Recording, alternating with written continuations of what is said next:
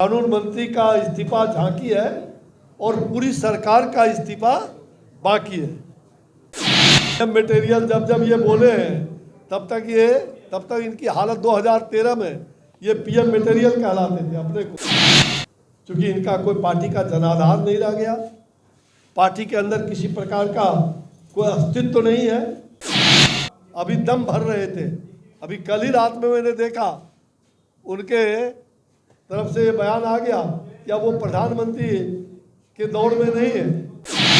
नमस्कार, आप Bihar in shorts देख रहे हैं। मैं हूं परमवीर सिंह। देखिए, बिहार में जो राजनीति हलचल है वो काफ़ी तेज है। जब से नीतीश कुमार ने एनडीए का साथ छोड़ा है तब से भाजपा लगातार जदयू को घेरने की कोशिश कर रही है। उसके बाद कल भाजपा ने जदयू को बड़ा झटका दिया और मणिपुर के 5 विधायकों को जदयू से तोड़कर बीजेपी में शामिल करा लिया गया।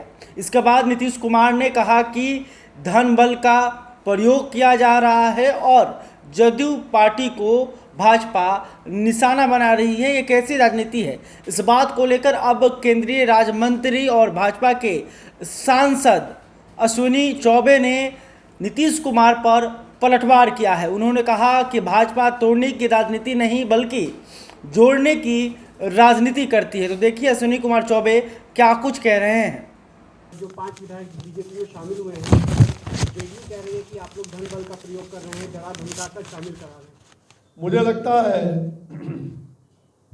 भारतीय जनता पार्टी न तो किसी को डराई है, न डराती है, न धमकाती है। भारतीय जनता पार्टी किसी को तोड़ती नहीं। हम तो शुरू से हम तो सबको जोड़ने वाले लोग हैं।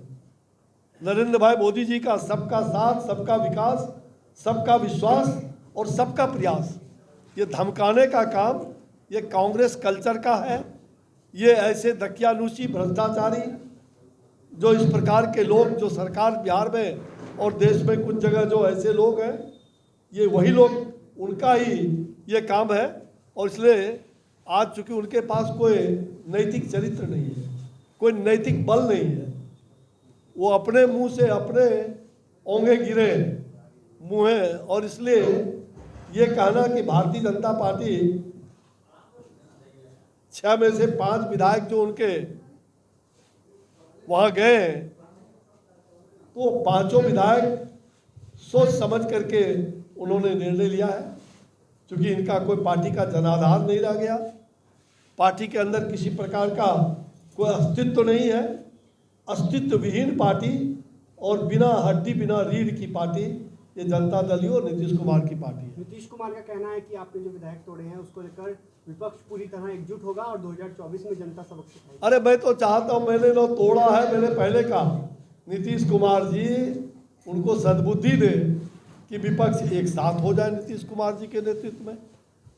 है हिम्मत नीतीश कुमार जी, मैं तो चुनौती देना चाहता हूँ विपक्ष को कि वो एक मंच पर आकर के नरेंद्र भाई मोदी जी के साथ वो हाथ मिला ले।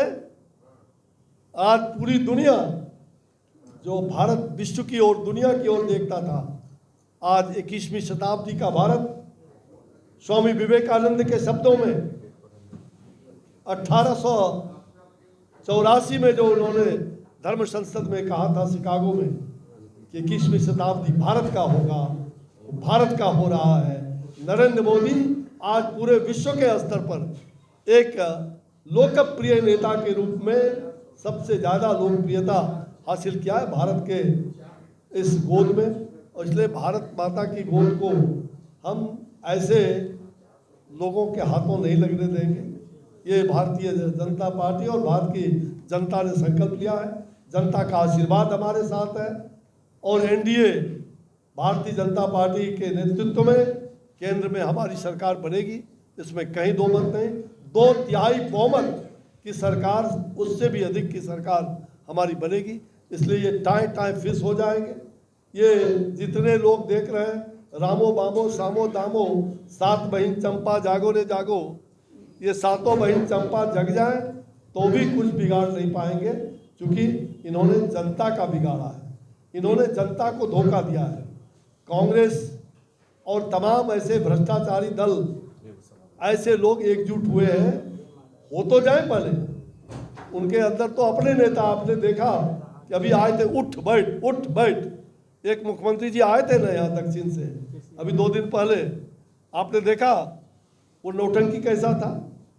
जो अतिथि का स्वागत नहीं कर सकता है वो उठ के भाग रहे थे प्रश्न जब बौछार हो रहा था पत्रकारों के द्वारा, और वो बैठा रहे थे। ये उठो बैठो का विपक्ष है, ये उठकी बैठकी लगाने वाले विपक्ष है, इनसे कोई उम्मीद जनता को नहीं है। और इसलिए नरेंद्र भाई मोदी जी ने जो देश का विकास किया, देश की सुरक्षा, देश की रक्षा, जो हमारा राष्ट्र के प्रति जो संकल्प है, हम राष्ट्रीय मुद्दों को लेकर के जो देश का को आगे बढ़ाने का जो हमारा सुनिश्चय है और जो हमने किया है, हम करनी पर विश्वास रखते हैं, कथनी पर नहीं। और ये लोग डपोरसंख लोग हैं जो झूठी बातों का अफवाह फैलाना चाहते हैं। इनके साथ आपने देखा कि पहला दिन तो ये प्रधानमंत्री का मुंगेरी लाल का हसीन सपना देख रहे थे, दिन में भी सपना देखें, अच्छी बात है। और अब तो सपना देखने का ही उनको केवल फुर्सत मिल गया है, क्योंकि अब तो मुख्यमंत्री वो नहीं, वो तो डमी है। मुख्यमंत्री तो रिमोट कंट्रोल से लालू जी चला रहे हैं, इसलिए अब सपना ही देखना है, दिन में भी और रात में भी। और इनको तो अब बहुत कुछ तो यादाश्त भी उनकी कम हो गई, उसकी शक्ति कम हो गई, उनको याद नहीं। और बार बार कहते हैं कि हमारी शक्ति को, हमारी पार्टी को तोड़ा जा रहा है। जिनको अपने पर विश्वास नहीं है, जिन्होंने अपने को ठगा, सगों को ठगा, परिवार को ठगा, जिसने राज्य को ठगा, वो देश के लिए क्या करेंगे। ये महाठगबंधन की पार्टी आज बिहार के लिए अभिशाप है। मुझे लगता है बिहार की जनता सूद लगा करके इनको सदा सदा के लिए विदा कर देगी। पीएम मटेरियल जब ये बोले हैं तब तक इनकी हालत 2013 में ये पीएम मटेरियल कहलाते थे। अपने को 2-4 ऐसे लोगों को उन्होंने पोल पास पोल के रखा था, उनसे कहते थे पीएम मटेरियल। तो क्या हुआ 2013 में 2 पर पहुंचे, 2 पर, मालूम है ना। अभी दम भर रहे थे।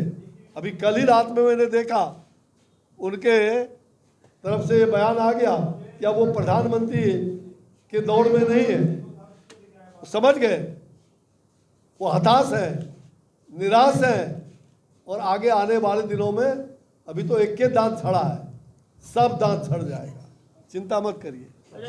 तो रिमोट कंट्रोल का बटन, वो अपने पास में उस बटन को दबाते नहीं, लेकिन उनको इस्तीफा देना पड़ा। और अभी तो कानून मंत्री एक झांकी है, अभी पूरी सरकार का इस्तीफा बाकी है। कानून मंत्री का इस्तीफा झांकी है और पूरी सरकार का इस्तीफा बाकी है।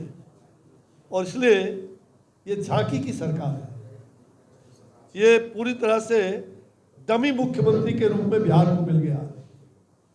नीतीश कुमार एक डमी मुख्यमंत्री है। और मैंने पहले कहा कि लालू यादव जी रिमोट कंट्रोल से सरकार चला रहे हैं, और जिस दिन लालू जी चाह लेंगे उसी दिन इनका अंत भी हो जाएगा। क्योंकि इनके अगल बगल में जहां कहते हैं कि भ्रष्टाचार से जीरो टॉलरेंस, अगल बगल भ्रष्टाचारी है। उसी कृषि मंत्री को इन्होंने जेल दिया था चावल घोटाले में। आपको बता दें कि मुजफ्फरपुर में भाजपा के एक कार्यक्रम में शामिल होने के लिए अश्विनी कुमार चौबे गए हुए थे, जहां पर उन्होंने नीतीश कुमार पर पलटवार किया है और जमकर खरी खोटी सुनाई है। लेकिन अब देखना होगा कि ये जो तकरार है जदयू बनाम बीजेपी अब खुलकर आमने सामने लड़ रही है, तो अब देखना होगा यह बाजी कौन जीतता है। 2024 के लोकसभा चुनाव में नीतीश कुमार कितने डैमेज कर पाते हैं बीजेपी को, या फिर नीतीश कुमार पीएम के उम्मीदवार बन पाते हैं या नहीं बनते, तमाम बातें हैं जो आगे देखने को मिलेगी। बहरहाल अभी तक आपने हमारे चैनल को सब्सक्राइब नहीं किया तो तुरंत कर लें। इस खबर को लेकर आप क्या सोचते हैं कमेंट करके बताइएगा। वीडियो फेसबुक पर देख रहे हो तो हमारे पेज को भी लाइक करें। धन्यवाद।